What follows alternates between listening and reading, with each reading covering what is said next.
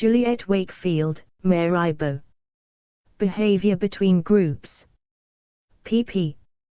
363 to 387. Banyard, Philip. Essential Psychology. Staff and students of Birmingham City University are reminded that copyright subsists in this extract and the work from which it was taken. This digital copy has been made under the terms of a CLA license, which allows you to access and download a copy, print out a copy. Please note that this material is for use only by students registered on the course of study as stated in the section below. All other staff and students are only entitled to browse the material and should not download and / or print out a copy. This digital copy and any digital or printed copy supplied to or made by you under the terms of this license are for use in connection with this course of study. You may retain such copies after the end of the course, but strictly for your own personal use. All copies, including electronic copies, shall include this copyright notice and shall be destroyed and / or deleted if and when required by Birmingham City University. Except as provided for by copyright law, no further copying, storage or distribution, including by email, is permitted without the consent of the copyright holder. The author, which term includes artists and other visual creators, has moral rights in the work, and neither staff nor students may cause, or permit, the distortion, mutilation, or other modification of the work, or any other derogatory treatment of it, which would be prejudicial to the honor or reputation of the author. Course of Study, PSY 4030, Introduction to Psychology. Title, Essential Psychology. Name of author, Banyard, Philip. Name of publisher, / Times. L. F. Behavior between groups.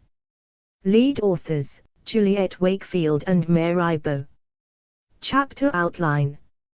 15.1 Introduction 364. 15.2 Fundamental Concepts 364. 15.2.1 Interpersonal versus intergroup behavior 364. 15.2.2 Social categorization and stereotyping 366. 15.2.3 Prejudice, discrimination and ethnocentrism 370. 15.3 Explaining prejudice and discrimination 371. 15.3.1 Frustrated and prejudiced individuals 371. 15.3.2 Frustration and aggression 372. 15.3.3 Personality and prejudice 373. 15.3.4 Realistic Connacht theory 374. 15.3.5 Social categorization to social change, social identity theory 375. 15.3.6 Social psychology, racism and prejudice 379. 15.4 Reducing intergroup conflict 381. 15.4.1 Contact 381. 15.4.2 Superordinate goals 383. 15.4.3 Crossed category membership 384. 15.4.4 Collective action 385. 15.5 Chapter summary 386. Discussion questions 386. Suggestions for further reading 386. Times 1. Social psychology. 15.1 Introduction. Barack Obama's inauguration in January 2009 as the first black president of the USA was witnessed by veterans of the U.S. civil rights movement who 40 years earlier fought for basic rights denied to black people in some parts of the USA. In his inaugural speech, President Obama emphasized the USA's diversity as a nation of Christians and Muslims, Jews and Hindus, and non-believers, shaped by every language and culture. Nearly 5 years later, President Obama was one of very many heads of state and dignitaries from all over the world who attended the memorial service in South Africa of Nelson Mandela. Mandela had played a significant role in ending the apartheid system in South Africa and had gone on to become that country's first black president. These events are remarkable partly because of the prejudice and discrimination against black people that have contributed to social inequality over centuries. Conflict between groups is very much a feature of human societies. You to be aware of some current conflicts as they appear in the news, but even armed conflict is not always deemed newsworthy. A glance at the website www.warsinthewall.com reveals the number and extent of disputes taking place around the world. While conflict is not the only characteristic of behavior between groups, it is one of the most important and the most studied by psychologists interested in intergroup behavior, and it is the aspect that we will concentrate on in this chapter. Even the most fortunate among us will have some direct relevant experience of conflict between groups. Before reading on, consider the following. While still at school, you may have witnessed, or even taken part in, verbal or physical conflict between pupils from different areas or different schools. Pupils with a different appearance and lifestyle may have been targets of rumor and gossip, verbal abuse, physical threats, or even violence. What similarities can you see between this kind of conflict and the kind of political and social divisions that may lead, in the most extreme cases, to genocide, or are they completely different? Arming questions. How have social psychologists explained behavior between groups?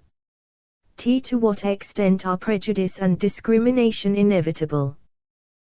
How have psychological approaches been influenced by the social context? How can conflict between groups be reduced? 15.2 Fundamental concepts. 15.2.1 Interpersonal versus intergroup behavior.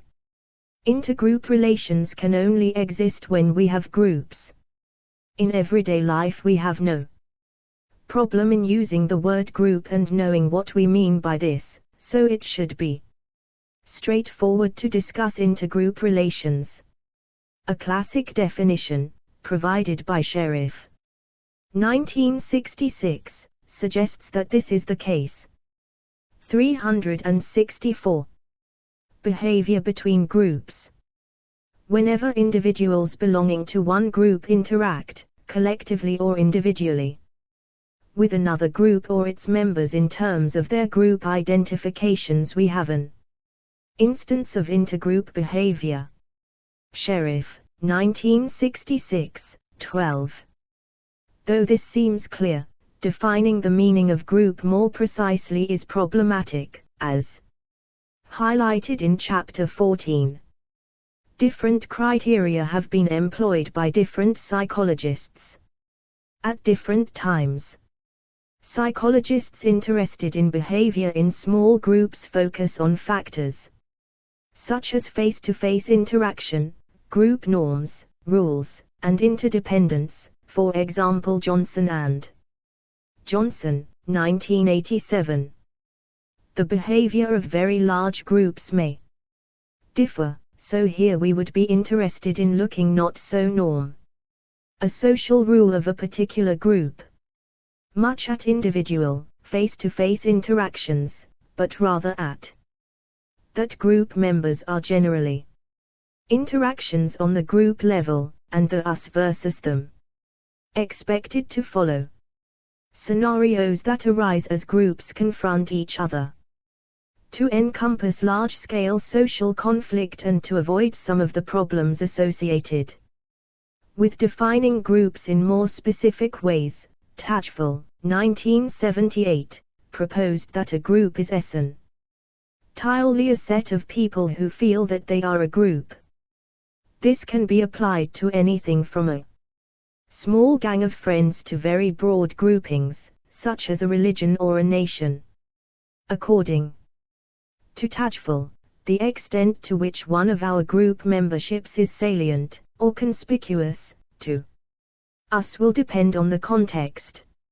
For example, many people become more conscious of their nationality at times of conflict or during major sporting competitions. Tajfel proposed that there is a continuum of behavior between acting purely in terms of self and acting purely in terms of group. These extremes are ideal in the sense that we can never act completely independently of our group memberships or of our own personal characteristics and interpersonal relationships. Rather, we may be acting either more or less in terms of self or group, and this will vary according to changes in the context. Changes from the interpersonal to the intergroup may therefore occur quite suddenly. Exercise. Are you talking about me? Imagine two students, new to university, who have just met. They find each other attractive, and both seem to be enjoying chatting away happily on quite a personal level. They begin talking about the different parts of the country where they come from, and then one makes a sarcastic comment about people from the other's region based on a well-known stereotype. Consider a spectrum of behavior running from acting in terms of self at one end to acting in terms of group at the other. Analyze the above example in terms of this spectrum. At different stages of the interaction, where would you place the behavior of the two students on this continuum? Would you expect any change to follow from the sarcastic comment? What would this depend on? Now reflect on how you imagined the scenario. For example, did you imagine the two students to be of the same or different sex, of similar or different ages or ethnic backgrounds? What difference would it have made if you'd imagined them differently? 365. Happy smiley. I/L. Social psychology. 15.2.2 Social categorization and stereotyping. In everyday life, we can categorize objects as being similar to some other objects. For example, cars and vans are similar and different from others. For example, pedestrians are different from cars. Similarly, for intergroup behavior, we can distinguish between members of one group. For example, fellow students, and another, for example, lecturers.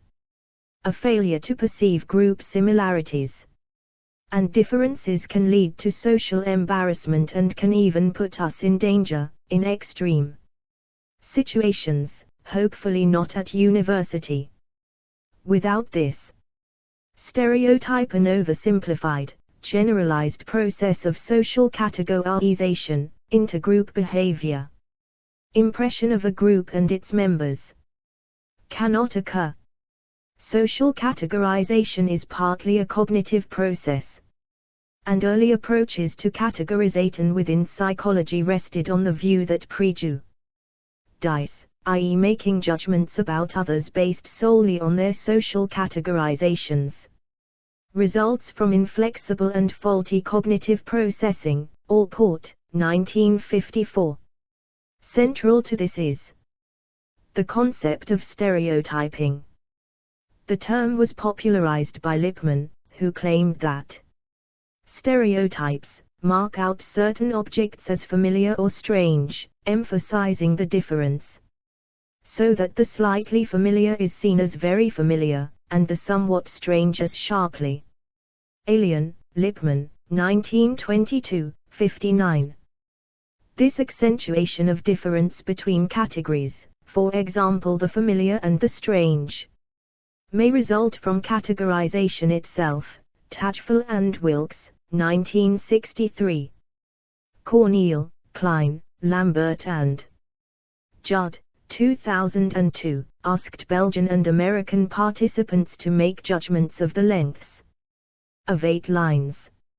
Half the participants had a ready-made means of categorizing the lines, as the lines were labeled in a systematic way. The 4 shortest were labeled A and the Figure 15.1. President Trump delivers his 2017 joint address to Congress. 4 longest labeled B. Those viewing the labeled lines accentuated the difference in length between the 4 shortest and the 4 longest lines, compared with those who viewed unlabeled lines. This difference was increased under conditions of greater uncertainty, resulting from the use of unfamiliar measures, i.e., when the Americans gave estimates in centimeters and the Belgians gave estimates in inches. Tachfel, 1981, argued that social categorization can similarly lead to overestimation of intergroup differences, just as Lippmann had argued concerning stereotypes. You can probably easily generate a list of well-known and widely used stereotypes.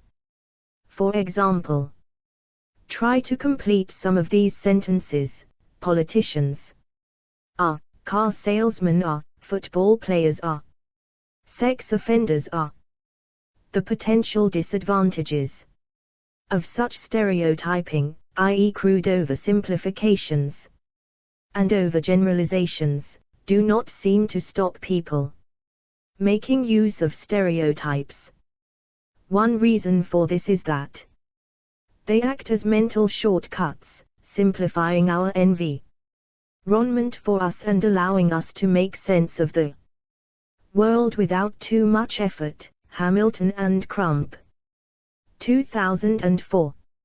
Another is that important stereotypes are not 366 developed by isolated individuals but are shared with other group members and thus serve a function for the group. Oakes, Haslam, and Turner, 1994, Snyder and Mean, 1994, Stangor and Scala, 1996.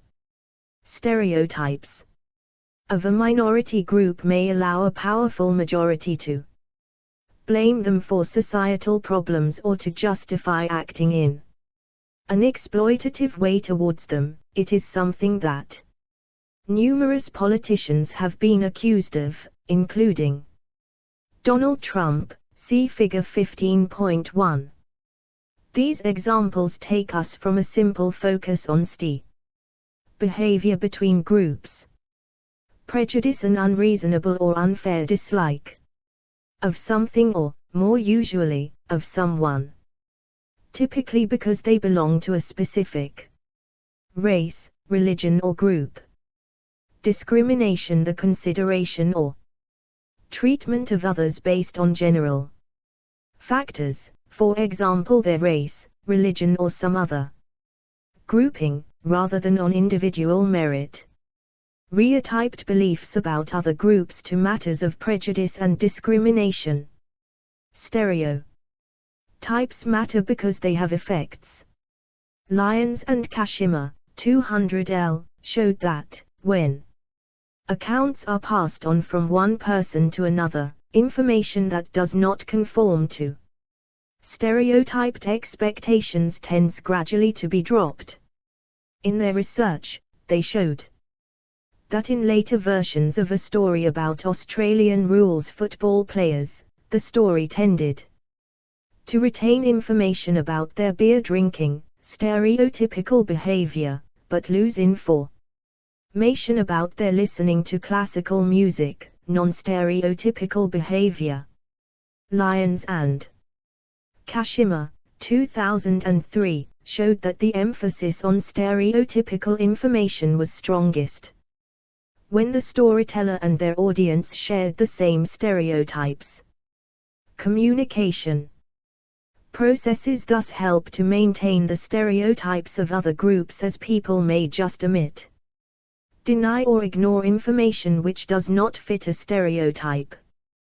This can have important consequences. For example, stereotypical images of sexual offenders as dirty old men with thick glasses conceal the fact that people with sexual convictions are from all walks of life and may demonstrate many positive qualities, along with their sex.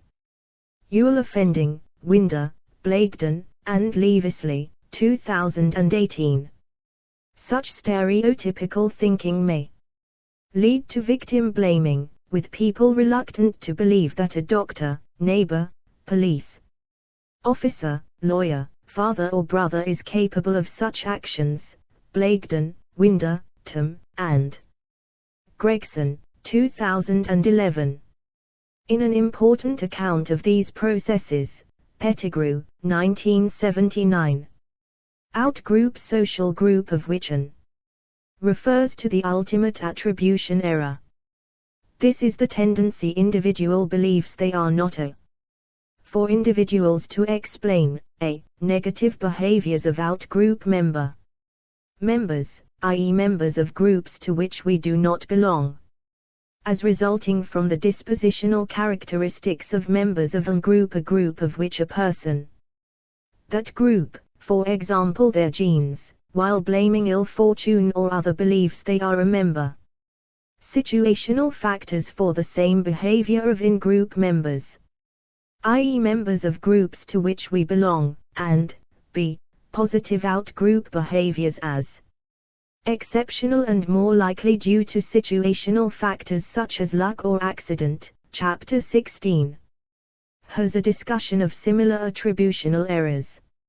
Memories also reflect stereotypes, for example Belitzer and Bauer, 1981, McRae, Houston and Griffiths, 1993. Fisk, 1998, concludes that the tendency for memories to match stereotyped expectations is greatest in complex social environments, in which stereotypes are strong and where people do not, because of time pressure, have the mental resources to focus on information which is not in line with the stereotype. The bias for remembering in line with expectations can have important practical consequences in eyewitness testimony. Boone and Davies, 1987, Loftus, 1996. 367. J. Social Psychology. I. 6_____ KE_V_U_S_T_U_V_U_S_V_U__________________________________________________________________________ 1980. Cultural Myths and Supports for Rape. Journal of Personality and Social Psychology, 38, 217-230. In 1980, Martha Burt published what became a very influential paper on how rape myths served to justify rape. She defined rape myths as prejudicial, stereotyped, or false beliefs about rape, rape victims, and rapists. 1980, 217.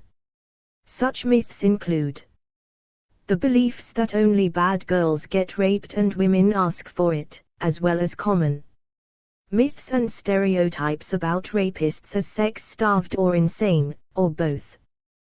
Burt devised a rape myth acceptance (RMA) scale, incorporating 19 rape myths, and was the first to operationalize the concept of rape myths. Items on the scale included: if a woman gets drunk at a party and has intercourse with a man she's just met there, she should be considered fair game to other males at the party who want to have sex with her, whether she wants to or not. She demonstrated that many people in the USA, where her participants were from, did subscribe to rape myths and that such beliefs were related to sex role stereotyping, a belief that sexual relationships are fundamentally exploitative, distrust of the opposite sex, an acceptance of interpersonal violence and a relative lack of education. Rape myth acceptance can be seen as a way of justifying and legitimizing the rapist's behavior while shifting blame onto the victim. This has significant implications for the criminal justice system and wider society, as it is notoriously difficult to secure a conviction for rape. Thomas, 2005. Finch and Munro, 2005, found that jurors frequently held views about the attribution of blame and responsibility that were inconsistent with the application of the law. Jurors were found to consider many extra-legal factors when reaching a decision, and these included rape myths, stereotype threat, the concern of an individual that they will be judged on the stereotypes of the social group to which they belong, and the concern that they will confirm this belief through their own actions, like the self-fulfilling prophecy. What effects does stereotyping have on those who are stereotyped? In an important development, Steele, 1997, Steele, Spencer, and Aronson, 2002, introduced the concept of stereotype threat. Steele argues that when an individual is aware that they could be the target of a negative or demeaning stereotype, their performance may be impaired on tasks relevant to that stereotype.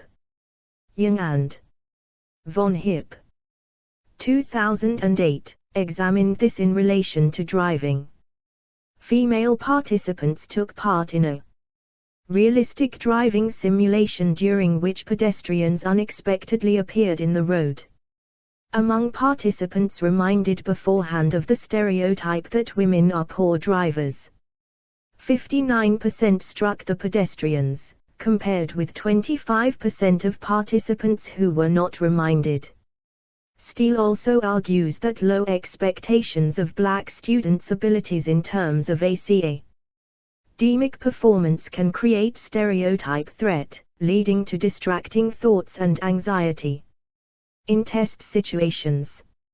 Steele and Aronson, 1995, compared the performance of black and white undergraduates at Stanford University, one of the top universities in the USA, on a very difficult standardized verbal ability test. Before taking the test, the students were all told that it was very difficult, and either that the test measured intellectual ability or that it was 368. Behavior between groups. Simply a laboratory task to examine how people solve problems.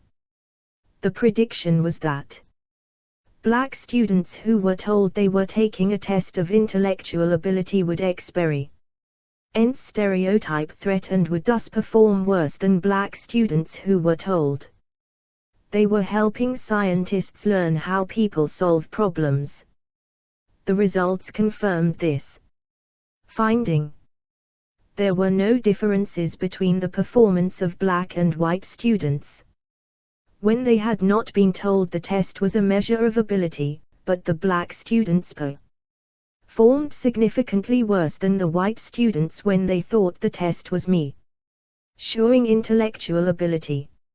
Similar findings have been obtained in other studies involving a range of different groups in different situations. Cassin, Fain, and Marcus, 2008. These findings show that members of social groups are often highly aware of the stereotypes held about them by other groups. The stereotype of the in-group believed to be held by a specific out-group is known as a meta-stereotype. Meta-stereotypes are context-specific. For instance, the stereotype that Scottish meta-stereotype, a stereotype of the in-group believed to be held by a specific out-group. People believe that English people hold about them is unlikely to be the same as the stereotype that Scottish people believe that Welsh people hold about them. Vorauer, Hunter, Main, and Roy, 2000.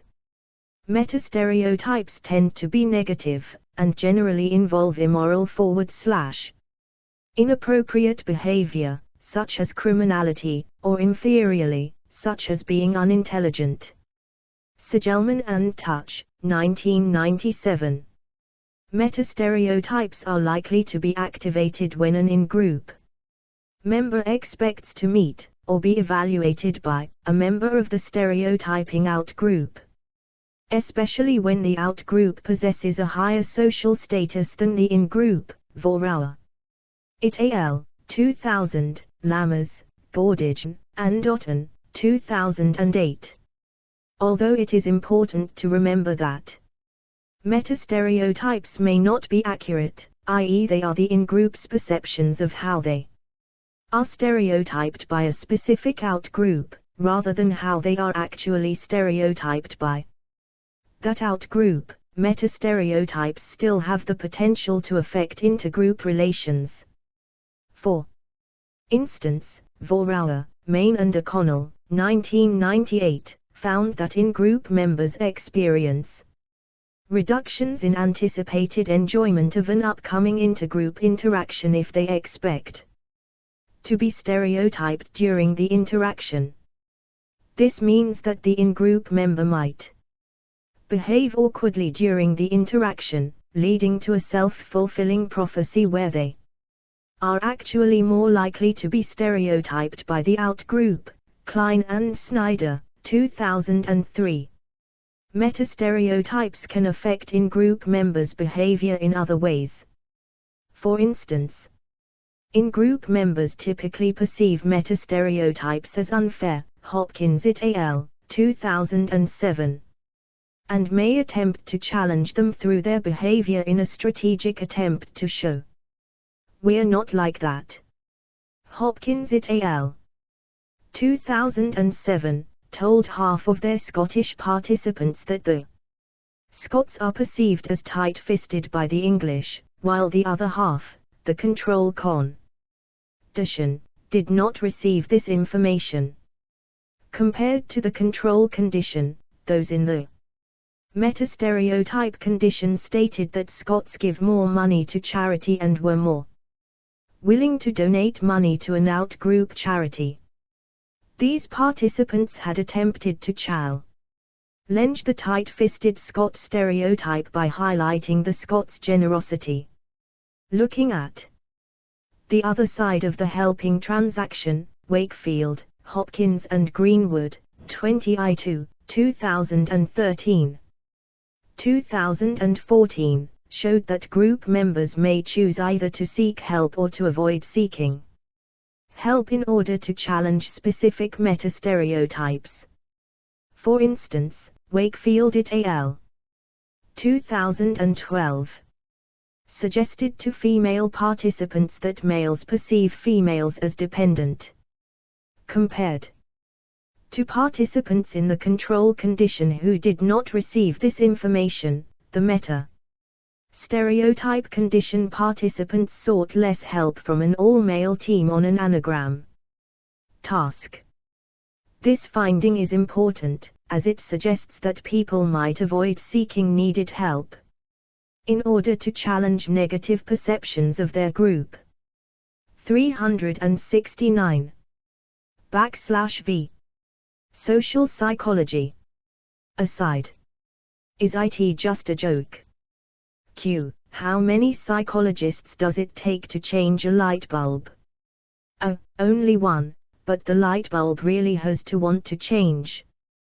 There are thousands of light bulb jokes, and most of them exemplify the pervasiveness of intergroup relations.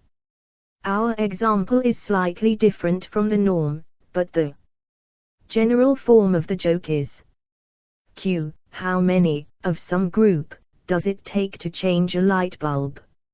A. N. Any number. Followed by some derogatory comment about the group in question. Thus, Q. How many students does it take to change a light bulb? A. 2, one to hold the bulb, and the other to drink until the room spins. As a student, you may or may not find that joke amusing. You may enjoy or be offended by the stereotype of students on which it is based. It doesn't take much imagination, or web searching, to find variants of the joke which are very unlikely to be amusing to the targets of the joke, who may be accused of being stupid. A. 5. 1 to hold the bulb and 4 others to turn the ladder, criminally violent. A. 2. 1 to take the bulb out and another to glass a random stranger's face with it, or lazy and exploitive of others. A. None. TL1 expect us to do it for them. From an intergroup relations perspective, then, jokes are not simply a laughing matter, even when they are funny, because many of them rely on the expression of negative stereotypes of other groups and may further serve a function of making other expressions of prejudice more acceptable. See Ford, Boxer, Armstrong and Edel, 2008, and Billig, 2001, for two very different studies of the importance of humor in the maintenance of sexism and racism respectively. For more information, take a look at video 15.1 on the website. 15.2.3 Prejudice, Discrimination and Ethnocentrism. In the previous section we focused on stereotyped beliefs about groups and their members. Stereotyped beliefs may be associated with negative or prejudiced attitudes or feelings about another group and with discriminatory behavior towards them. Prejudice is typically defined as having a biased, usually negative, attitude towards another group and its members, while discrimination refers to unfair or unequal behavior towards. 370. Behavior between groups. Others on the basis of their group membership, Dion, 2003. Prejudice from this perspective involves both negative thoughts and feelings about another group, which may or may not be expressed as discriminatory behavior. This will depend on the circumstances and other factors governing social behavior. For example, fear of legal consequences may constrain even the most prejudiced individual from acting completely in line with their hatred of another group. Ethnocentrism is a concept introduced by Sumner, 1906, in relation to cultural identity and intercultural relations, as well as encompassing people's attitudes and behaviors towards outgroups. It emphasizes the importance of their attachment and identification with the ethnocentrism, a stance in which an individual believes that their own ethnic group, or aspects of it, for example its culture, is superior to other groups in group and has underpinned much thinking on intergroup behavior ever since. Brewer, 1999. Sumner argued that one's own group is at the center of everything, Sumner, 1906. 13. While Brewer, writing about Sumner's concept of ethnocentrism, declared that ethnocentrism engenders positive sentiments toward the in-group, pride, loyalty, and perceived superiority. However, Sumner also believed that these positive sentiments toward the in-group were directly correlated with contempt, hatred and hostility toward out-groups. Brewer, 1999, 430. Brewer, 1999, questions whether strong positive feelings about one's own group are necessarily accompanied by hostility and strong negative feelings about other groups, but, as she points out, Sumner's proposal has been reflected in the social psychological literature.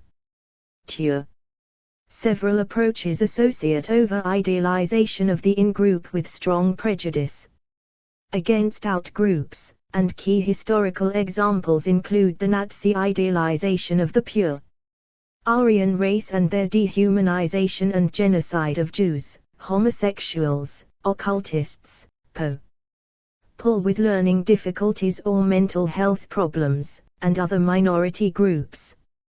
15.3 Explaining prejudice and discrimination. Here we describe some theories of prejudice and discrimination chosen for their importance in psychology's attempts to confront these issues and because they illustrate different kinds of explanation. Prejudice, discrimination and intergroup relations have been at the heart of social psychology for many decades. Duckett, 1992. Any brief account of the theory and research developed in that time must be selective. For a more comprehensive view, see the suggestions for further reading at the end of this chapter. 15.3.1 Frustrated and prejudiced individuals. The idea that we may take out our frustrations on someone or something innocent is commonplace in everyday life. A refereeing decision may cause an angry football manager to kick out at whatever inanimate object happens to be nearby. Previously, it was not unheard of for the TV commentator to refer, metaphorically, to the manager's cat getting a kicking tonight. At that time, it seemed acceptable in the UK to refer to kicking cats. But there would have been more concern if the commentator had referred to the managers. 371. Social psychology. Dog instead.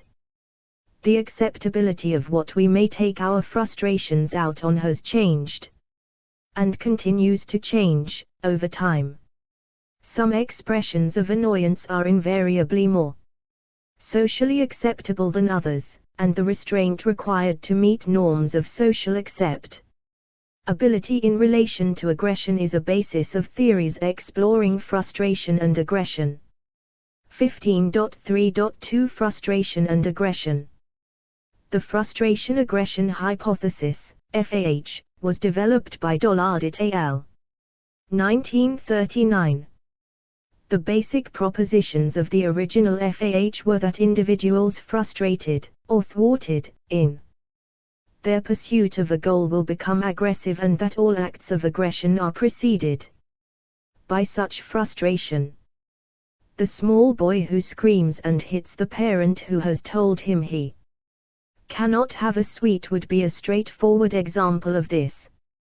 But just as our angry football manager did not run onto the pitch and attack the referee, the cause of his frustration, then so children learn that hitting their parents is neither acceptable nor likely to be successful.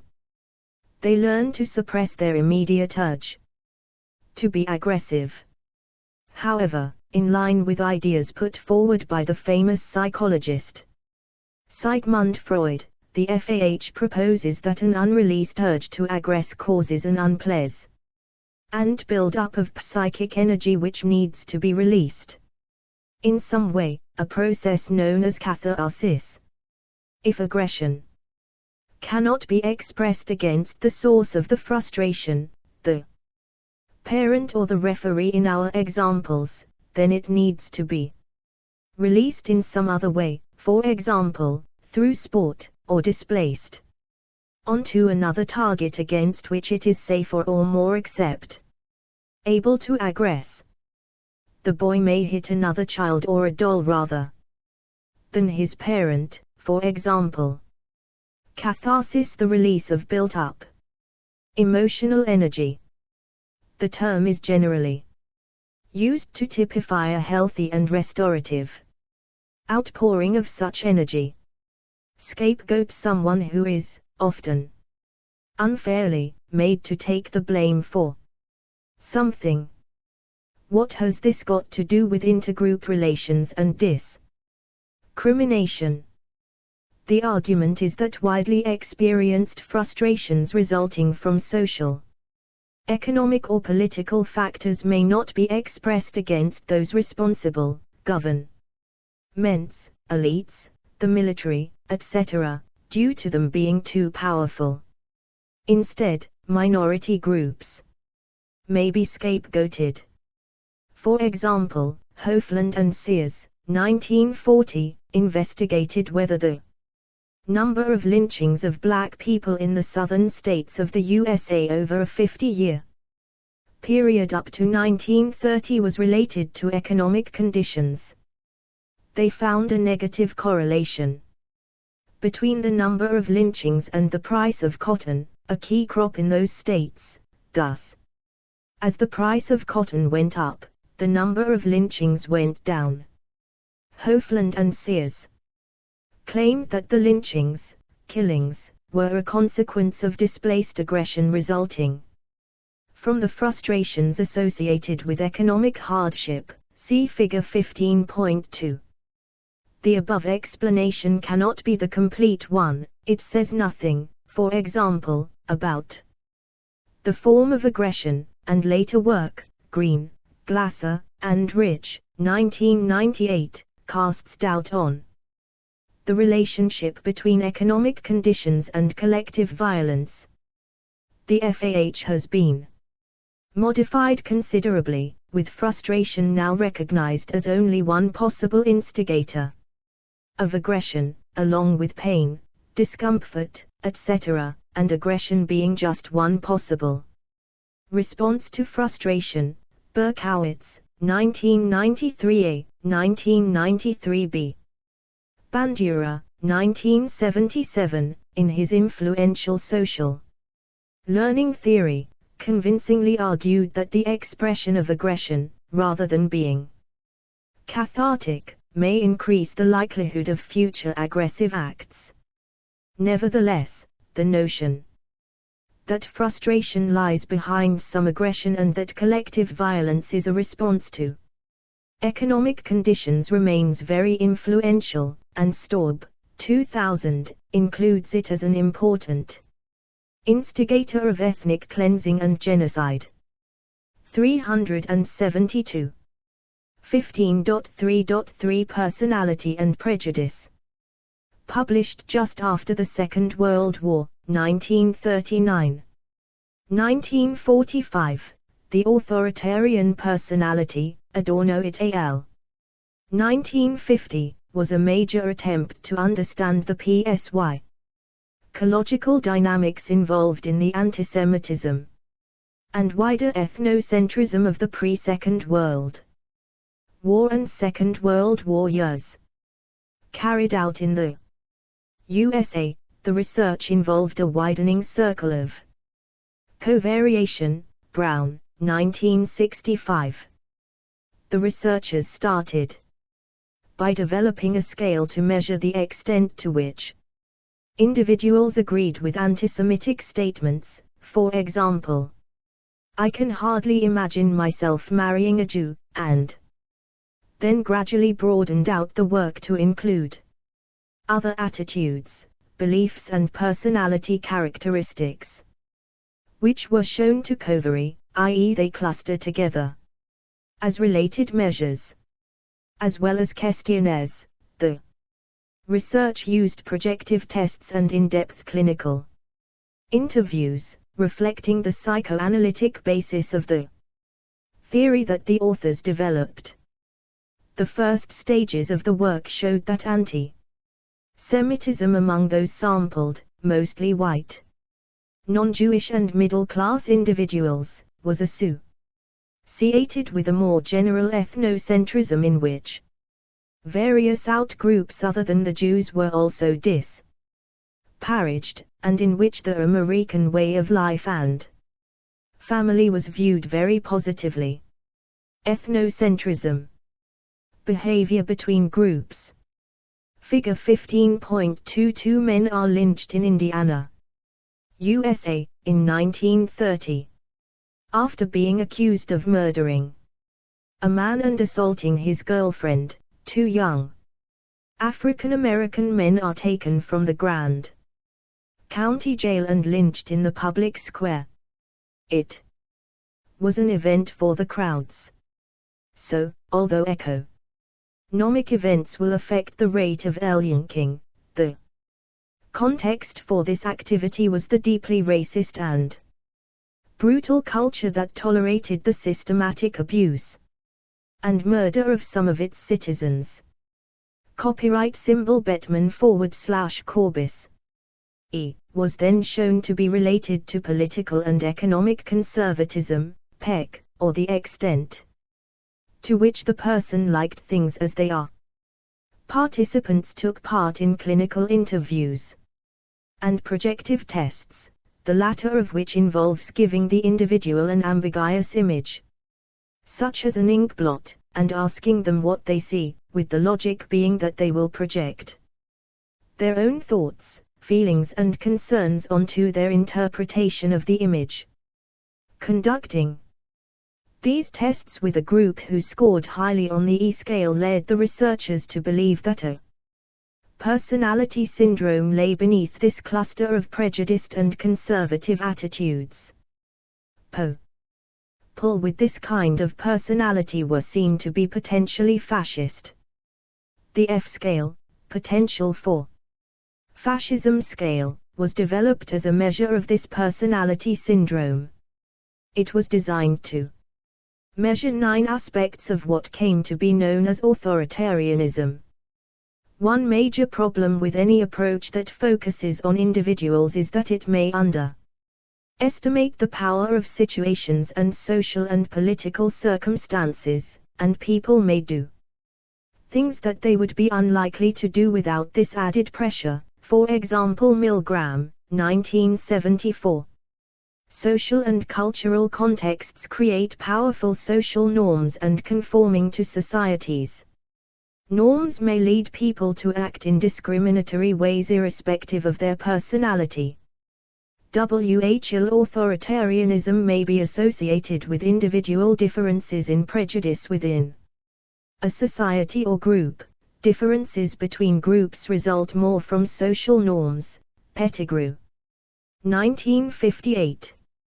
In addition, changes in attitudes to particular groups occurring in response to world events appear to happen too quickly to be explicable in terms of changes in child rearing practices. Brown, 1995. 373. Times. Social psychology. Nevertheless, the concept of authoritarianism remains an important one. Better measuring instruments have been devised, including Altemeyer's, 1998, right-wing authoritarianism, RWA, scale, leading to some renewed interest in this field. Some research indicates projective test, a personality test where the individual is presented with an ambiguous stimulus, such as an ink blot, and is asked to describe its contents, with the assumption being that they will project their own thoughts, feelings and concerns onto that. Authoritarian values and behavior may increase as the ambiguous image, a response to external threats, for example after terrorist attacks, Perrin, 2005, or to changes in the social context, such as increased unemployment, Doty, Peterson, and Winter, 1991, rather than resulting from upbringing. 15.3.4 Realistic conflict theory. Sheriff, 1966, advocated a completely different group-level approach to intergroup conflict. He argued that discrimination and psychological constructs like prejudice and negative stereotyping of outgroups have their basis in competition for scarce resources. In his view, psychological processes followed from material relations, and thus the psychological relations between groups follow from their objective relations. For example, in a time of increased competition for jobs, immigrants may be blamed by more established groups for taking away our jobs. Sheriff and his co-workers carried out 3 famous studies between 1949 and 1954 to test out his ideas. Unlike many studies in social psychology, these did not take place in controlled laboratory conditions. Instead, they were field experiments, each carried out over several weeks. The participants in the studies were 11 and 12-year-old boys attending a camp for the summer holiday. They were unaware that they were there for the purpose of research, something that would not necessarily meet ethical standards today. The researchers played various roles in running the camp, and thus perhaps had to work a lot harder than many psychologists do when collecting data. Great care was taken in selecting the boys attending the camps to ensure they were similar in terms of factors such as religion. They were all from Protestant families and family background. None of the boys knew each other before they arrived at the camp.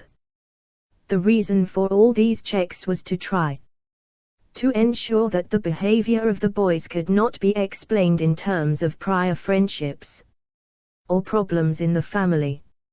Of the 3 studies, the first 2 sought to test Sheriff's ideas about the development of intergroup conflict. The third study, known as the Robbers Cave study, named for the state park in which the study took place, was slightly different in that an additional goal was to test ideas on the resolution of intergroup conflict. We discuss this famous study further below. The experiments were each carried out in 3 stages. The first 2 studies contained the following stages, while the final study omitted the first stage. 1. Friendship development. The boys arrived at the camp and spent a few days getting to know each other, taking part in the camp's activities and forming friendships. 2. Group formation. 2 groups were formed. Boys who had become friends during the first stage were split up and put in separate groups as far as possible. The groups were kept isolated from each other, living in separate areas and taking part in different activities. 374. Behavior between groups. 3. Intergroup competition. After a week of being observed separately, the groups were brought together to compete against each other for prizes in a tournament or series of sports and games. During the second stage, the groups developed group structures with leaders, norms of behavior, group names and insignias. Friendships were now with the members of their own groups. Once the competitions started, the initial good sportsmanship disappeared quite quickly, to be replaced by intergroup hostility. Name-calling, fights and insults became common, and raids on the other group's camp took place, as well as hostility towards the out-group. in-group solidarity increased during this stage. When the boys were asked to estimate performance in games, the performance of in-group members tended to be overestimated, while that of the other group's members was underestimated. What Sheriff and his colleagues had demonstrated was that the introduction of real conflict of interest between the groups had led to manifestations of ethnocentrism, including negative stereotypes of the out-group, prejudice, discrimination, aggression, and greater valuing of the in-group. The effect was so strong that the first two studies ended with the two groups still exhibiting animosity towards each other. However, as you'll see below in the section on conflict reduction, there was a happy ending to the third summer camp study. Blake and Mouton, 1961, showed that it is not just young boys who behave in this way. They studied business executives on management training courses, and also examined established management and union relations in industry. They found that intergroup competition affected in-group relations, groups became more cohesive, perceptions of the out-group stereotypes were used when making judgments, and relations between the groups when it came to negotiating solutions to problems. For example, in the training context, representatives from B0th groups tended to see their own group's solutions to problems as superior to those of the competing group, even when, in the eyes of objective judges, one group had produced a realistic conflict theory clearly better solution than the other. Studies in other contexts explaining how competition and hostility and other cultures have also provided support for realistic between groups arises as a result of conflict theory, RCT, Jackson, 1993. If you watch the TV Conflicting Goals and Limited Access to program The Apprentice, you may find it interesting to analyze the interactions in terms of intergroup processes. Resources 15.3.5 Social Categorization to Social Change. Social Identity Theory. One key question often asked about RCT is whether competition is necessary for group conflict to occur. In Sheriff's work, there were indications that skirmishes between the groups took place before the stage of competition was introduced, and other studies, for example Ferguson and Kelly, 1964, showed that groups may adopt a competitive approach to each other even when there is no objective reason, for example scarce resources, for them to do so. These observations led to the development by Phil and his colleagues of a series of experiments designed to explore the minimum conditions under which intergroup discrimination takes place. Minimal group studies, a series of. In the first of these minimal group studies, Phil et al. Experiments exploring the minimal 1971, attempted to set up an experiment in which, apart from conditions necessary for intergroup, the social categorization between one group and another discrimination to occur. 375. Social psychology.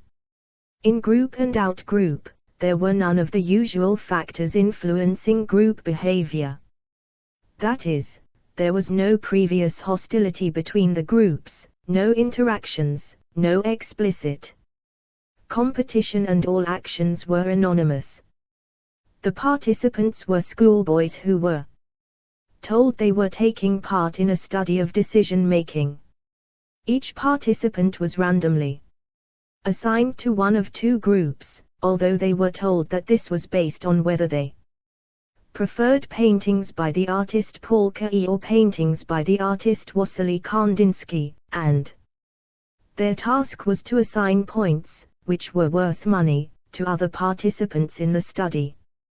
The task involved the participants making a series of choices, in each of which they allocated points to two other boys who were identified only in terms of a code number and the group they belonged to, for example member 52, KE group. The choice matrices were carefully constructed to examine the strategies used by the boys in making their decisions. See Figure 15.3 for examples of the kinds of matrices used. The participants indicated their choice by circling one of the columns. Several strategies were available to them, including I maximize joint profit, MJP, to give away as many points as possible irrespective of whom they were giving them to. In the matrices in Figure 15.3, this would be done by choosing one of the columns to the right of the matrix. 2 fair, to allocate points as equally as possible. In the examples given, this would be done by choosing an option near the center of the matrix. 3 maximize in-group profit, MIP, to give as much money as possible to the member of the in-group. In the first matrix this would be done by choosing a column to the left, and in the second matrix by choosing one to the right.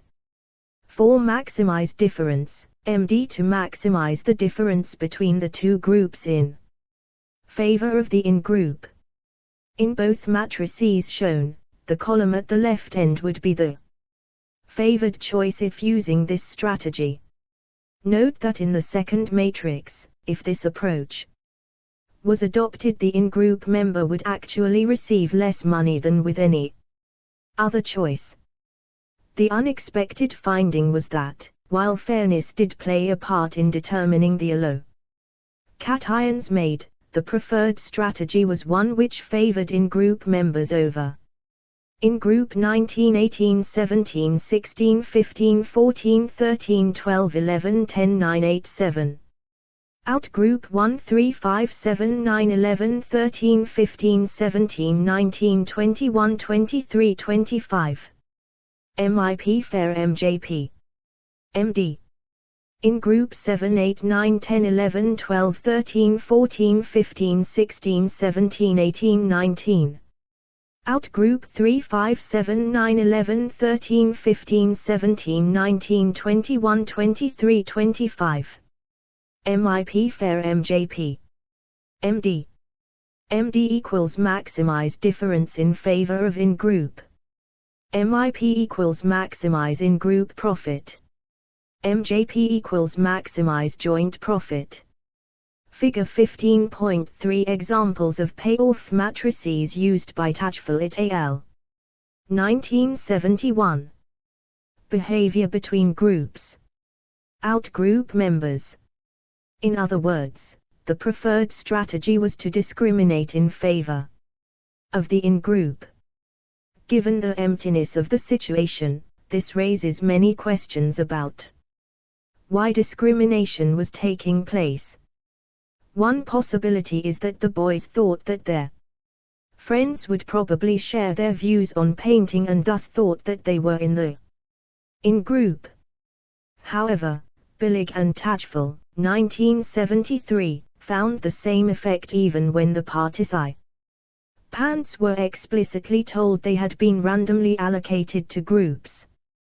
This finding of intergroup discrimination in minimal group settings has proved to be a remarkably robust phenomenon, Brown, 1995, 47, and has been replicated many times.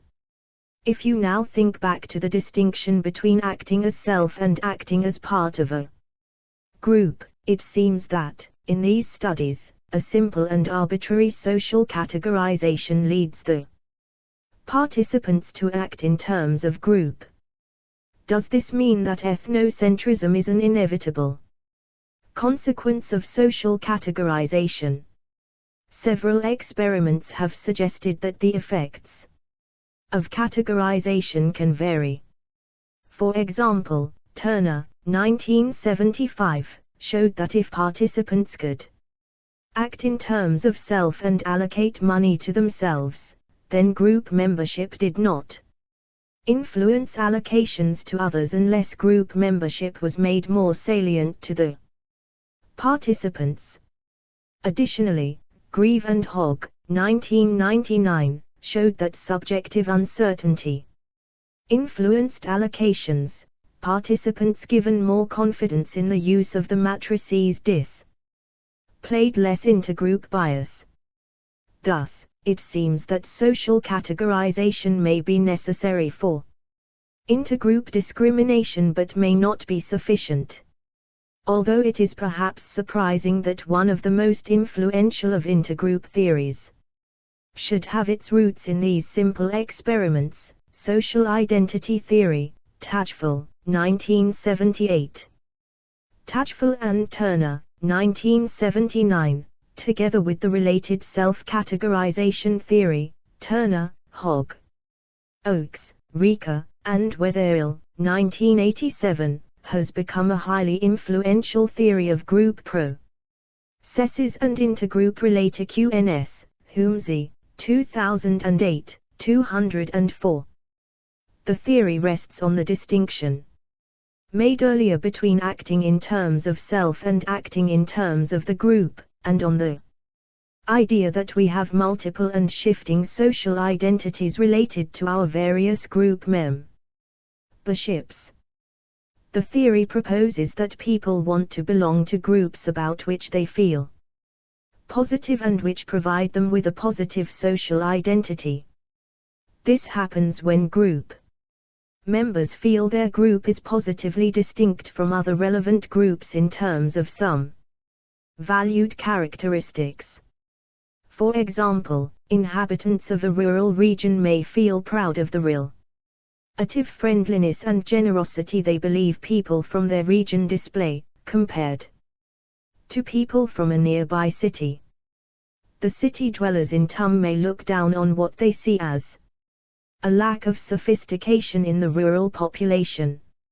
In this case, both groups can be said to have a positive social identity, as each values the characteristics in which they see themselves as having superiority.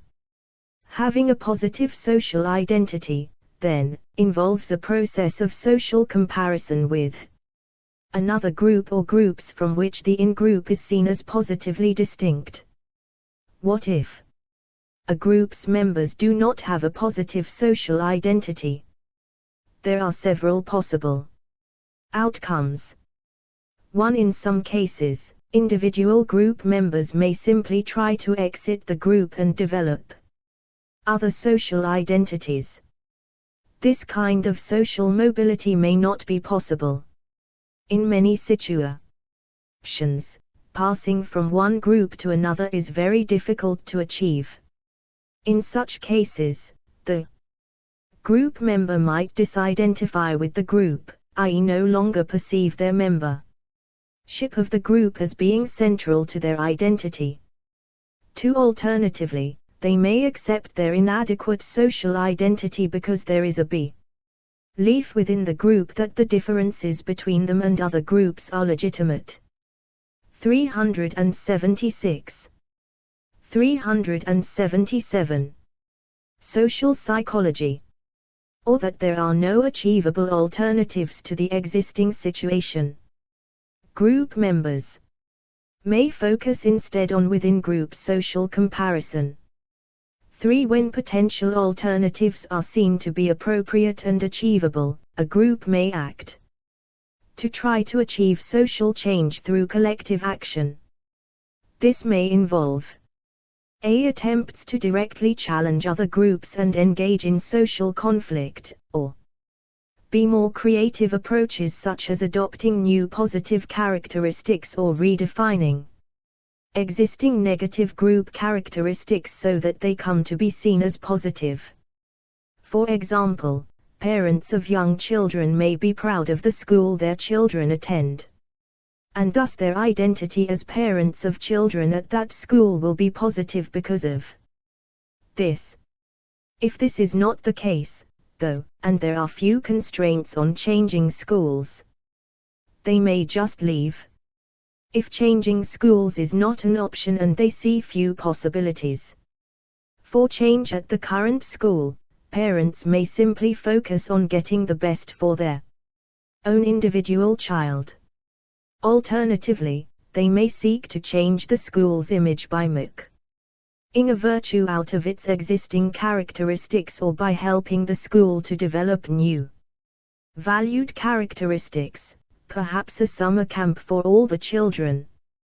Finally, if they believe the school to be unfairly under-resourced compared to other schools and they see the possibility for changing this, they may take collective action to lobby the local authority for a reallocation of funds. The theory is an ambitious attempt to combine social psychological processes and societal factors to account for social change, and some writers, Hogg, 2006, Rika, 2004, Rubin and Houston, 2004, argue that its scope and complexity have been underestimated by critics. These writers argue that although there are problems with, and large gaps in, the research that has been conducted on social identity theory, the theory is sound in most respects. While this is not the point they are making, it is useful to consider to what extent the kinds of laboratory experiments done can illuminate real-life attempts at social change. As we heard in the previous chapter, another context within which social identity theory has been used to attempt to explain intergroup behavior is that of crowds. While we tend to think of crowd situations as involving a single group of people, the crowd, the reality is likely to be more complicated. For example, think of a situation where a group of animal rights protesters are engaging in a public demonstration outside a hospital where animal research is conducted.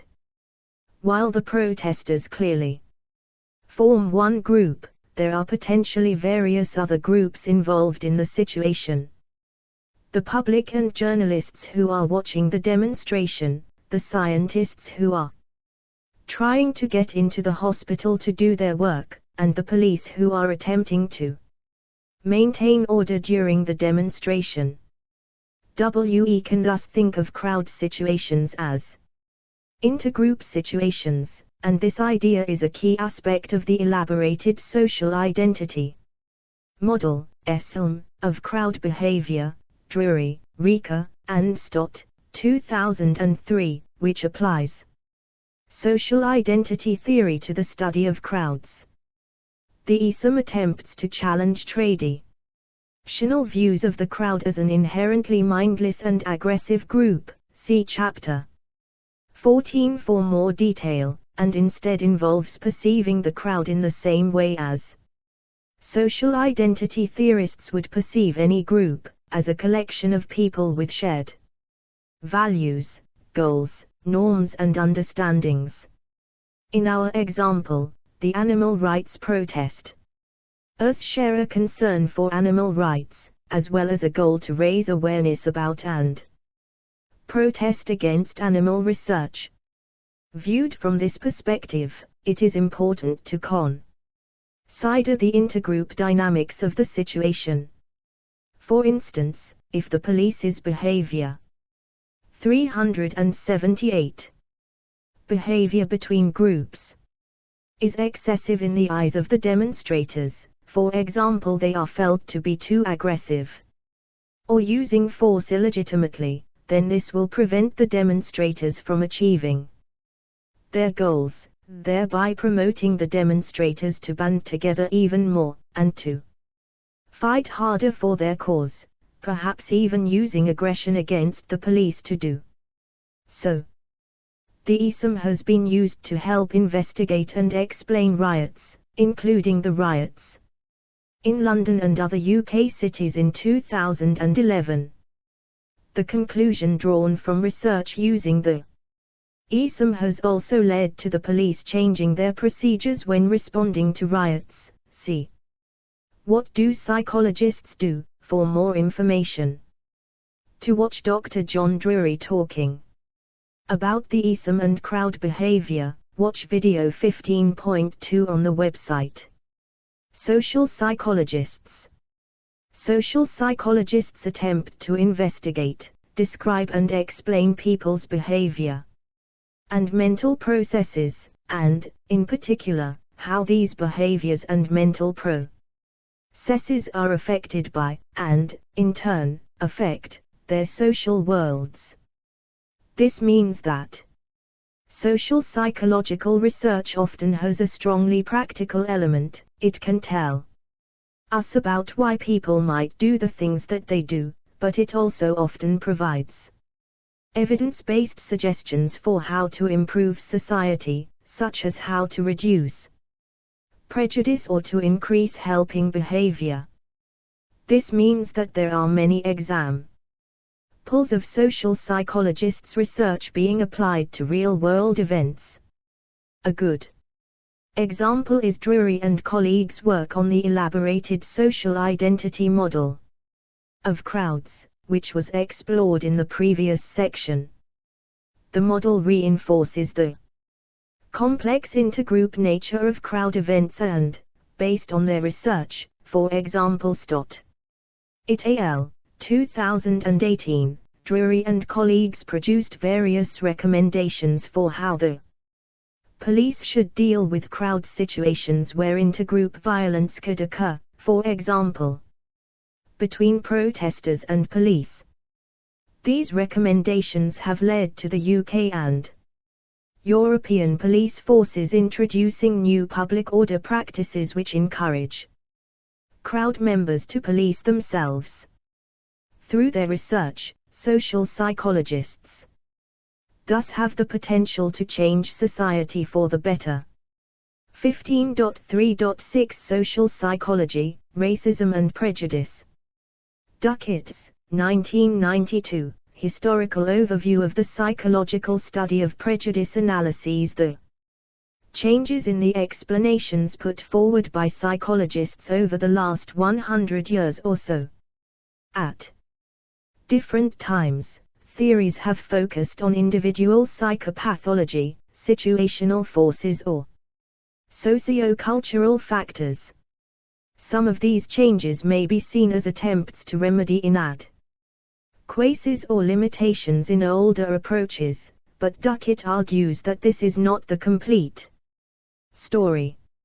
Older approaches are not usually replaced, rather, there are shifts in the nature of 379 /D R dash colon, comma.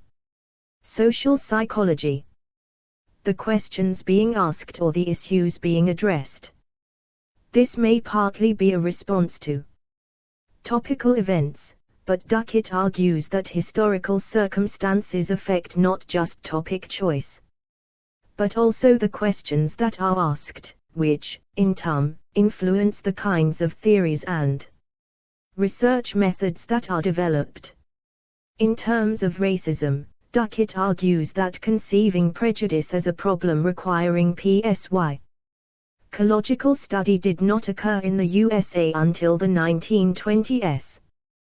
Before then, the white majority simply assumed that they were superior, and thus the work of psychologists in this area was in mapping the different characteristics and abilities of inferior peoples.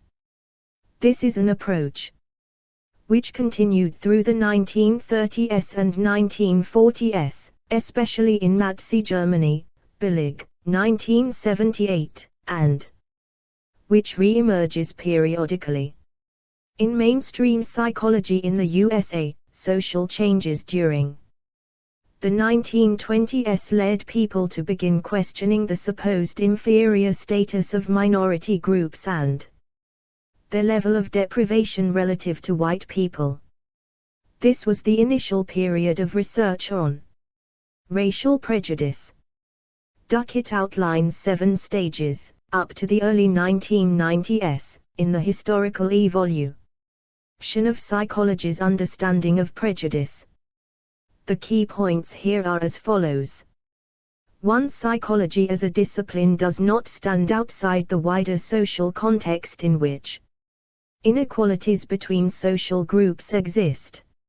Social and political events may change the questions that psychologists ask, the methods that they adopt and the answers that they provide. 2. There has been a tendency for Western psychologists to assume that the processes they have identified are universal, i.e. they apply across cultures. This belief may not be warranted. Henrich, Hein and Norenzying, 2010, argue that too much psychology rests on the study of unusual or weird people who are unrepresentative of most people on Earth. You might be able to work out what the acronym stands for. It refers to people from Western, educated, industrialized, rich and democratic societies. 3. The uses to which psychological research is put may result from political or other forces. Psychology has been used to justify exploitation as well as to combat it. Billig, 1978. 4. Psychology is only one of a number of disciplines being applied to these issues. A full understanding requires a multidisciplinary approach. Exercise. Do you have hidden biases? One of the disadvantages of many measures of prejudice is that they rely on self-report, and thus are open to social desirability effects where people concerned about how they may be seen if they provide true responses try to disguise their feelings about other groups when answering questions about these groups. The implicit association test (OAT) purports to measure unconscious bias and thus reduce social desirability effects. You can try versions of the IAT at the following sites: https://implicit.harvard.edu/impliciv and www.understandingprejudice.org/iavindex2.htm. Try these out before reading up on the IAT. What do you think? Does this approach reveal something different from self-reports? Is it less prone to social desirability? Now, read some reports of research which has used the technique. What do you think now? 380. Behavior between groups. 15.4 Reducing intergroup conflict. Earlier in this chapter, we showed how psychological studies have revealed that the mere categorization of one self as a group member can lead to out-group bias. We will now consider if and how conflicts between groups can be resolved through psychological intervention. 15.4.1 Contact. Implicit association test. An indirect measure of psychological constructs which are typically sensitive or subject to social desirability. The contact hypothesis proposes that if contact between groups is encouraged, under appropriate conditions, then prejudice between groups will reduce. The initial hypothesis, Allport, 1954, suggested that contact between groups should be encouraged if four conditions are satisfied. First, social conditions, like education, housing and law, should be equal for both groups.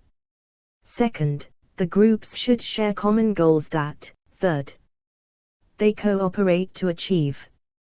Fourth, the officials and authorities of those groups must support the contact. Subsequently, there have been a number of additions to those conditions.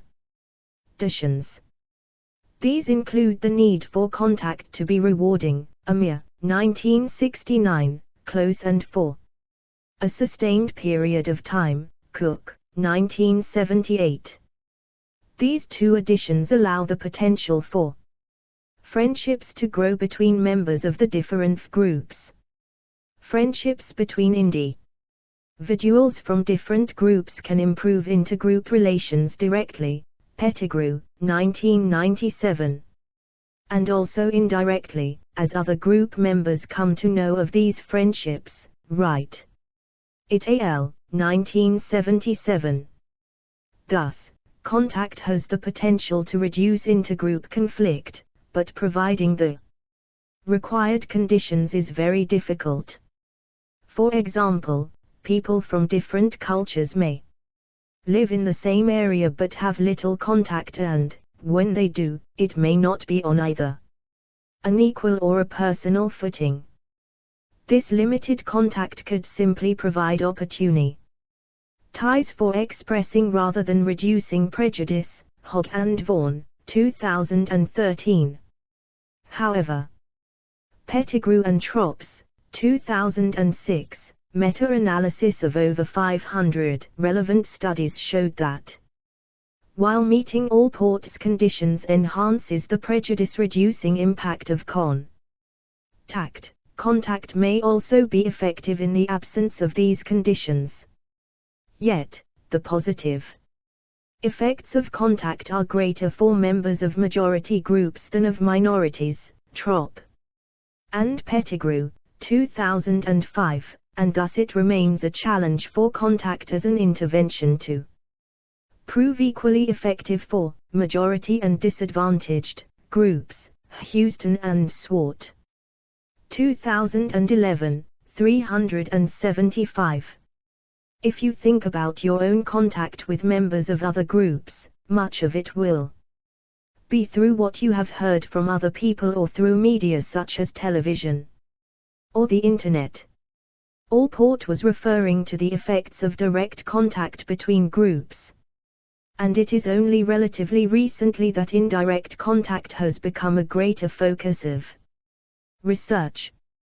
Amichai Hamburger and McKenna, 2006, argue that positive contact between conflicting groups can be more easily achieved through internet communication, partly for practical reasons to do with distance, for example, but also because it may give participants a greater feeling of control and reduce their anxiety when compared with face-to-face contact. 381.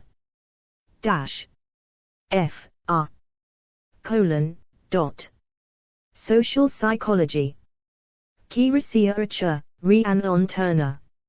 Rhiannon Turner is a professor of social psychology at Queen's University, Belfast. Her work focuses on prejudice reduction in particular, and intergroup contact, recategorization and intergroup relations more generally. Although her work has considered several forms of contact between groups, she is perhaps best known for her work with Richard Crisp and others on the role that and intergroup contact can have in reducing prejudice. This has given a new dimension to research on the contact hypothesis since her first major publication on the topic, Turner, Crisp, and Lambert, 2007, and has a number of implications for interventions designed to reduce prejudice between groups. The quality and significance of Rhiannon's work has been reflected in the awards she has received, which include the BPS Award for Outstanding Doctoral Research Contributions to Psychology, 2007, the Society for Personality and Social Psychology's Robert B. Cialdini Award for Excellence in Field Research, 2008, and the Gordon Allport Intergroup Relations Prize, 2011. One of her colleagues and co-authors, Con West, has a YouTube channel which includes several videos outlining some of the research on imagined contact and intergroup relations more generally. We would recommend that you have a look at his channel at www.youtube.com/user/ Conquest psychology, and especially the video on imagined contact, which one of us was excited to discover, includes an excerpt from a well-known film featuring a giant flying dog. I6. K_Y_S_T_U_D_Y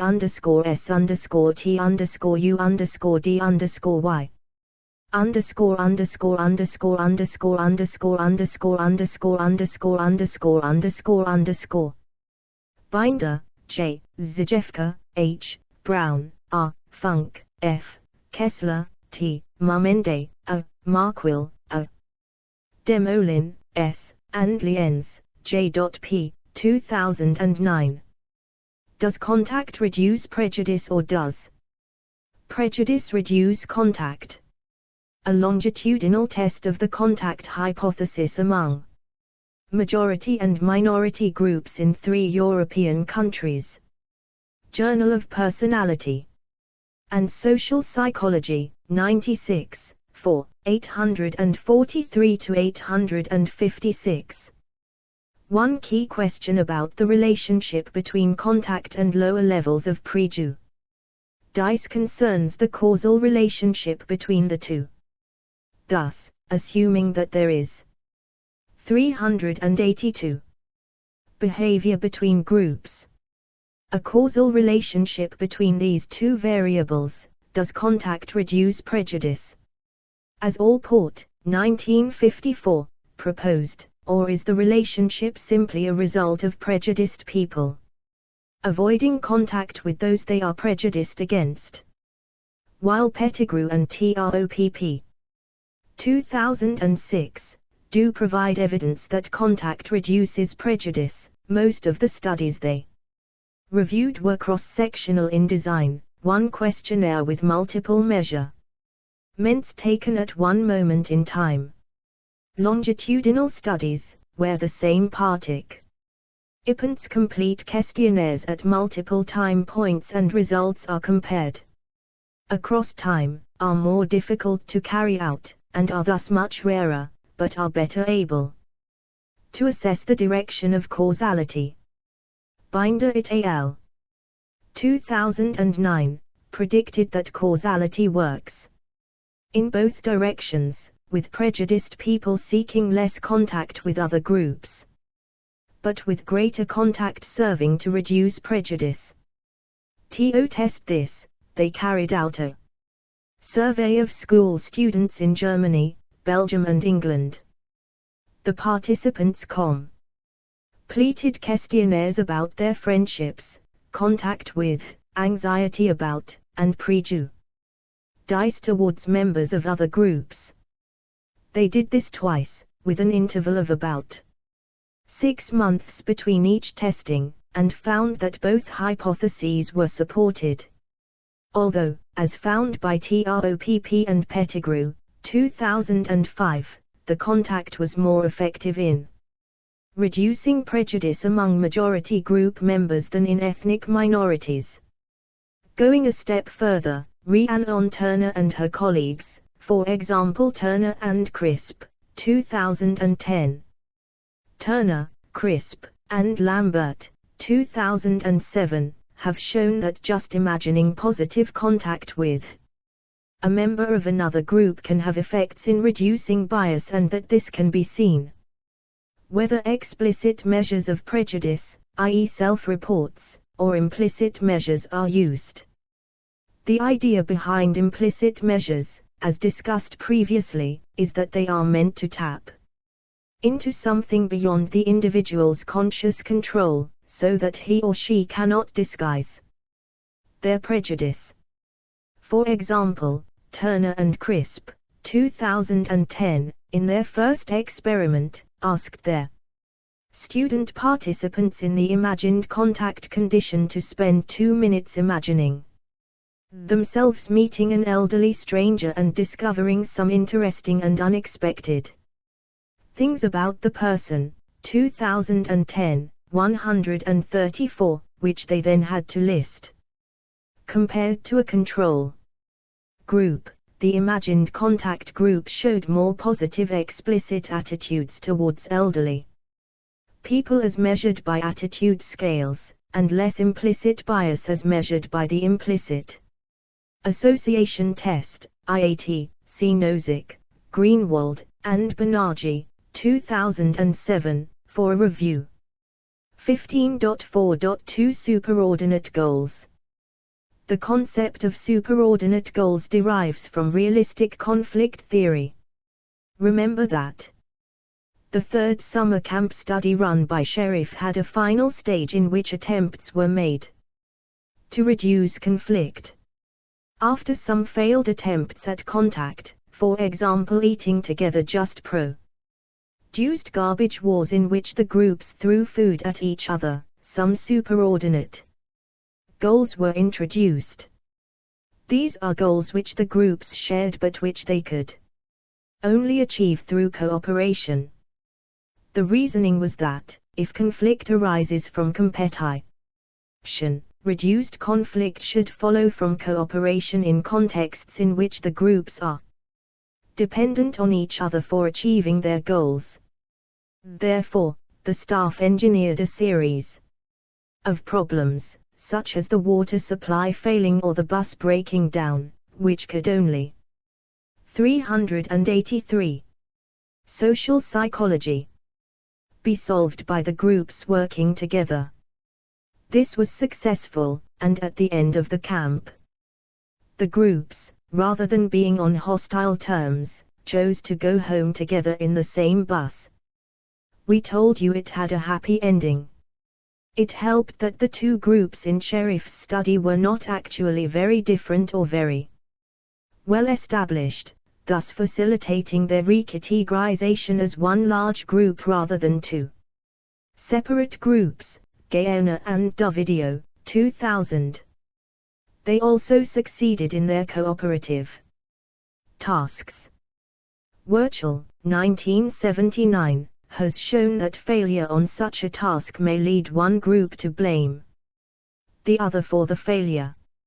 Nevertheless, this simple idea is at the root of the common in-group identity model, Gaona, Dovidio, Anastasio, Bachman, and Rust, 1993, which suggests that prejudice can be reduced by encouraging in-group members to perceive the in-group and the out-group as one superordinate group. This means that the old out-group should now receive all the benefits of in-group membership, including receiving help when they need it. Levine, Prosser, Evans and Rika, 2005, explored this idea in two field experiments.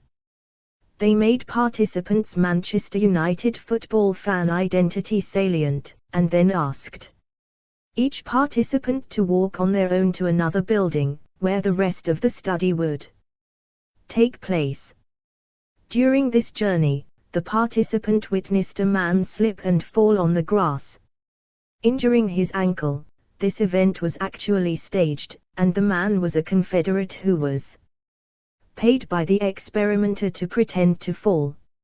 Levine and colleagues found that the participant was more likely to help the man if he was wearing a Manchester United, in-group football shirt than if he was wearing a Liverpool football shirt, an out-group team who are Manchester United's rivals.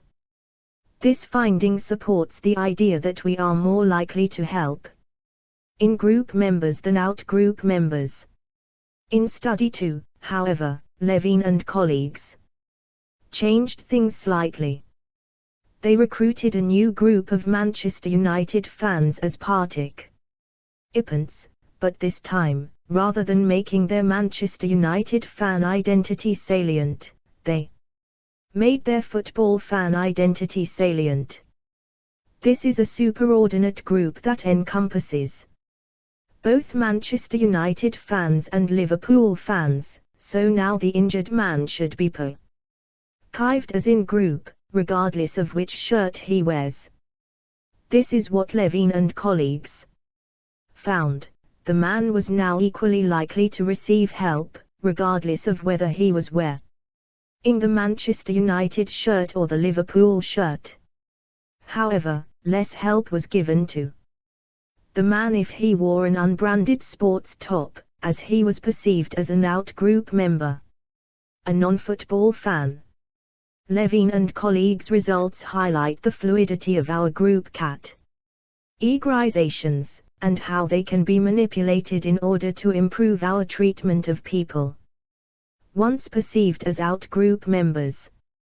15.4.3 Cross-category membership. Social identity theory argues that we each have many social identities depending on the groups we belong to. Which of these social identities is salient at any one time will depend on the social context.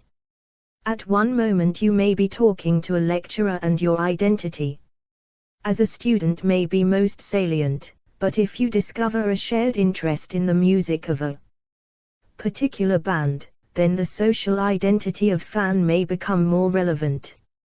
In conflict situations, this fluency of identity may be decreased and simple us-them distinctions may predominate, leading to ethnocentrism. This suggests, then, that making people more aware of their multiple group memberships could play a part in reducing conflict. However, this is only likely to work if the IOU's group memberships are cross-cutting rather than simply overlapping. Deschamps and 384. Behavior between groups. DCS, 1978.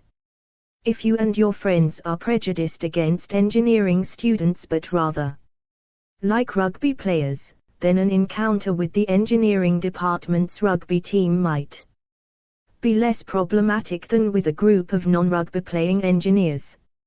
Of course, if you are also prejudiced against rugby players, this might not be the start of a wonderful evening.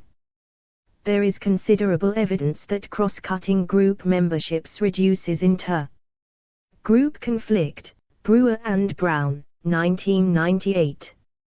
For example, Crisp, Houston and Rubin, 2001. Researched students' prejudice against other students at different universities. Such rivalries between universities are sometimes fierce. After asking the students to think of as many ways as possible in which they could describe the other students, rather than simply think they attended a different university, intergroup bias was reduced.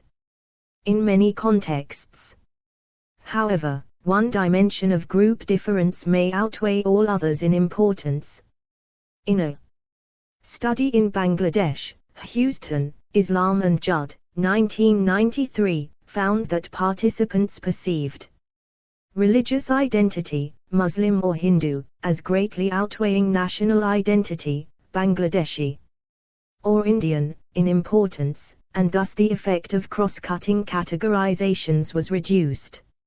Nevertheless, after reviewing some of the evidence, Crisp concludes, our multiple identities may ultimately prove critical in addressing some of the most pressing social issues that we face. Crisp, 2008, 209. 15.4.4 Collective action. What can discriminated groups do to try to reduce the negative treatment they experience? Although our focus should clearly be on how to prevent prejudice and discrimination in the first place, it is also important to look at how minority groups respond to negative treatment, and what might make those responses successful in changing the current situation.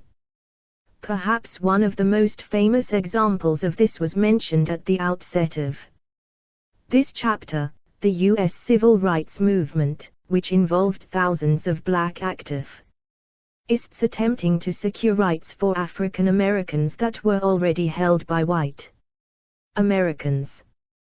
The movement thus involved collective action, a group working together for a common goal, which is often to improve their own status or treatment within society.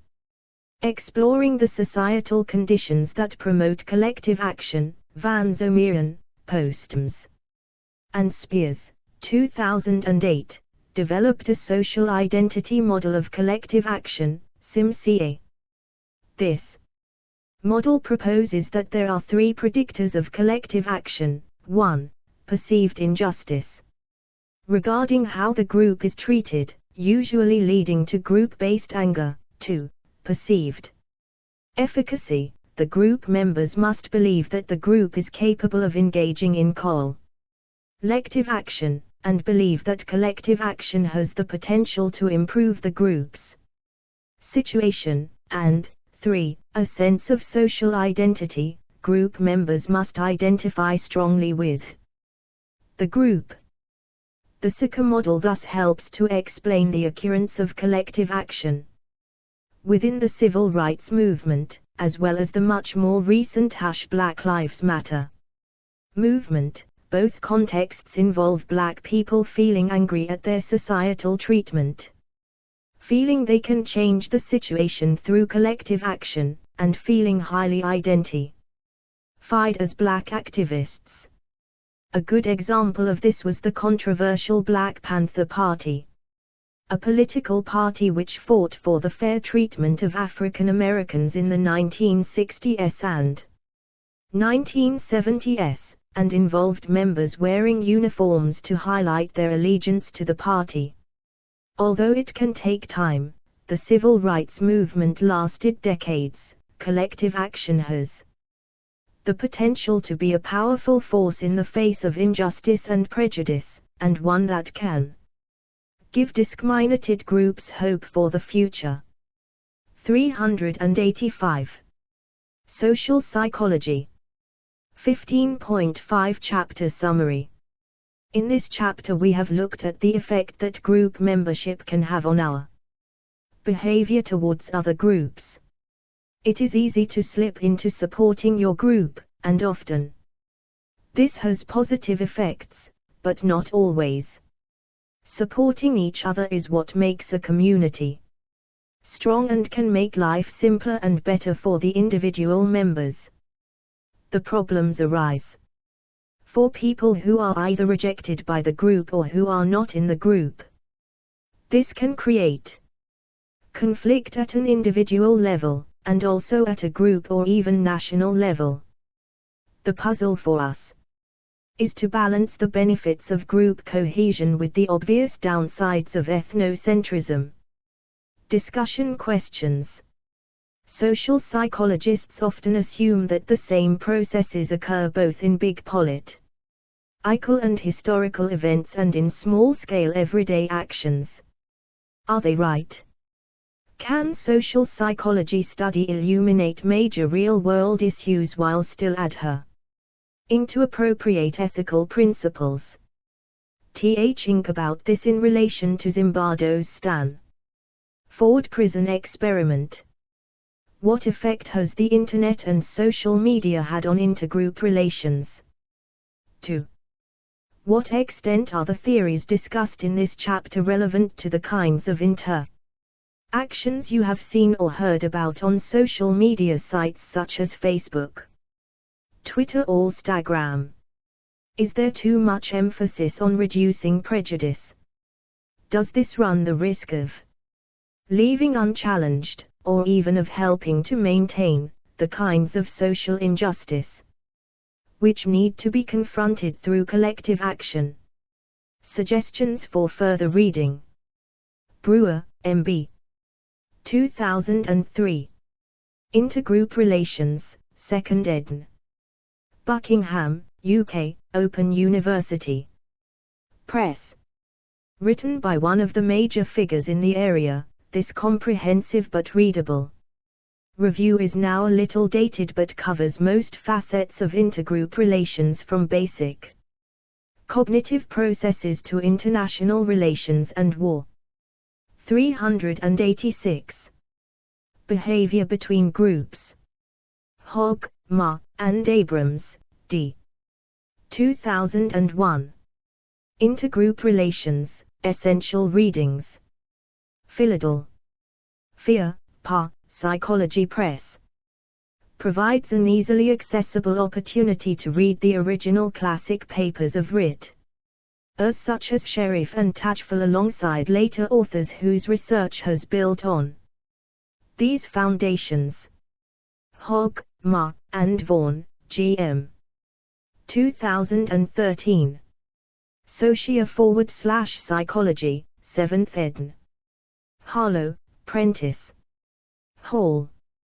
With more emphasis on European research than most American textbooks, this provides a comprehensive overview of mainstream social psychology and shows how intergroup relations connects with other topics in social psychology. Schmidt, K., and Houston, M. 2010. Combined effects of intergroup contact and multi-pole categorization, consequences for intergroup attitudes in diverse social contexts. In R. Crisp, ed., The Psychology of Social and Cultural Diversity, pp 297-321. Cheek. Esther, Huyler Blackwell. An interesting review relating two approaches to reducing intergroup conflict. Still want more? For links to online resources relevant to this chapter and a quiz to test your understanding, visit the companion website at https://study.sagepub.com/Banyard 3E. 387.